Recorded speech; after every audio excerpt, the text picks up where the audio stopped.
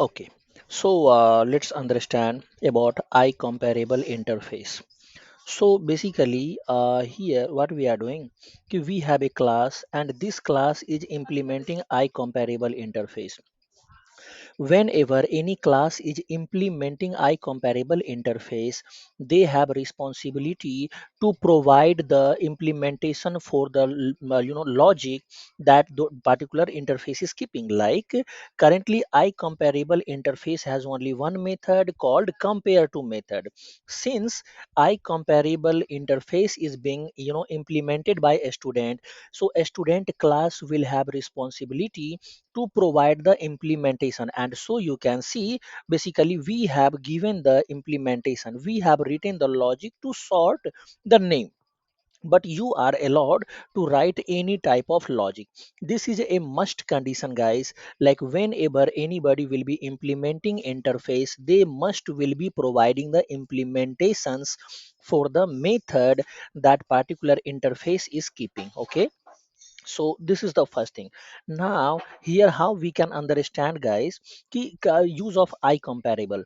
Actually here we have created a list of a student. Okay, inside this we have few students and assume only name property is there inside the student.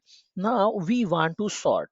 If I run this, you will see, let's suppose this one is not implementing IComparable interface. If I save it, and you can see there is no compile time error I have on my screen, because internally this sort method will be using the compare to method. But since compare to method from which class, basically from IComparable, but this time we have not implemented that one. So if I run this, you will see the error. So let's wait, and you can see here this is the exception, fail to compare two element. Whenever sorting takes place, first you need to compare the element, and then you decide the element should come first or it should come in last based on the comparison only. So explicitly in the exception, if you say, it says at least one object must implement I comparable. So it is asking for the compare implementation of I comparable interface. When we provide I comparable interface, what happens now, since the this method compare to method present in I comparable will applicable, so it will assume now this is getting implemented as well. Also signature will remain exactly same. You can only put the logic, you can only write logic, and again you can write any logic whatever you want. Okay, this is how basically it works. So we have written the logic, and we have written the logic in such a way so that how it will work. Like see, one by one, suppose first time this record will be taken, then in obj again we are downcasting, we are casting it into the student object type, where this there is a name property. So name dot compare to a student, so it is first of all we are comparing on the first object. So name will be compared, likewise means first Arvind and Vishal will be compared. So Arvind and Vishal, here in instance will be Arvind, and in this one output it will be Vishal.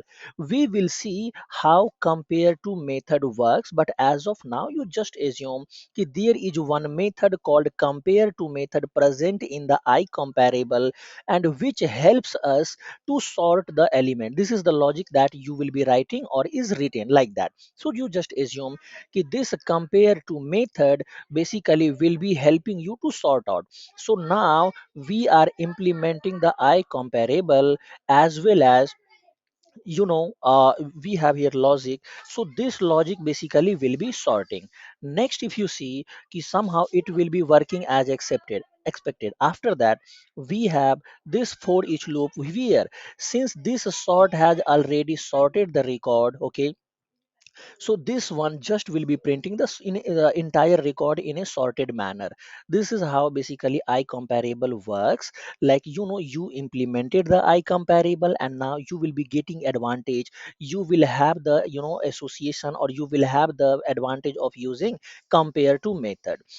Still we are not sure about the use of compare to method, that how it works. So I will explain you by taking the another example. Here guys, basically compare to method is written, okay, and this time our logics were written to sort the name, okay. So here, it was written in such a way so that the name will be compared with each other, and based on that it will be decided whether any name should come on top, middle, or in bottom. Now we are trying to understand the functionality. So assume we have two number, okay. Now we are saying first num compare to second num. Definitely this compare to method we are calling on first num, which is of type int. It means int must be implementing compare to. If I show you, you press control button and click on this int, press control and click on this int, we come to here. Or you can say, you can see here we have I comparable, and this is being implemented by this one also.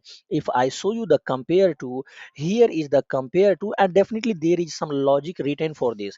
We can see their description here in return, like it says it will return a signed number indicating relative values of this instance and value. Return value description less than 0, this instance is less than value. 0, this instance is equal to value. Greater than 0, this instance is greater than value. You might not be getting here. Actually here in instance was told this one, since we are calling compare to method on this instance, so the this one which you are calling upon will be treated as instance. So here first num will be treated as instance and second num will be treated as value. Now if you read the description again, it says कि return value description less than 0. It means less than 0 means negative number. So this instance is less than value indicates कि when this instance is less than this value, then it will return the negative number. So this one first num is instance, second num is value. So instance will be lower, then compared to method will return negative number. If you see the another one 0, so when it will return 0, this instance is equal to value, means when this first num I told you is treated as an instance and second num is value. So when first num and second num means instance and second num value both are equal, then compare to method will return 0, okay. And the third scenario is positive, greater than 0 means positive number. Actually it returns three values, -1, +1 and 0. So -1 when instance is lower, +1 means the instance is greater than the value. Again first num is instance and second num is value. So when instance will be greater, then compare to method will return +1, okay. So this is how basically it works. Now this is the logic. It's not that, like, this logic is applicable for everywhere, but yes, the inside the int, structure, whatever the logic that is written for compare to, that I am telling. So now currently if you see, first num is 7 compared to 10. So first num, this is the instance, and I told you instance is lower, it will return negative number, okay. The another approach that you can follow to understand the implementation of compare to is how will you get to know quickly that whether it will return -1, +1 or 0, okay. So what you can do guys, leave first num as it is, leave second number as it is, just replace dot compare to with minus, okay, and you perform the mathematical operation. This is a trick, not an official approach I am telling. For example, first num is 7 minus 10. So 7 minus 10, definitely it will return -3. I'm not telling you to find the result, but sign. So 7 minus 10 means negative number, which will indicate that compare to will return -1. Likewise, second num, suppose ki this is second num here, compare to first num. So 10 minus 7. So 10 minus 7, definitely it will return positive number. So you can assume compare to will return positive, means plus 1. And the last scenario is ki second num and first num, suppose both 10 and 10.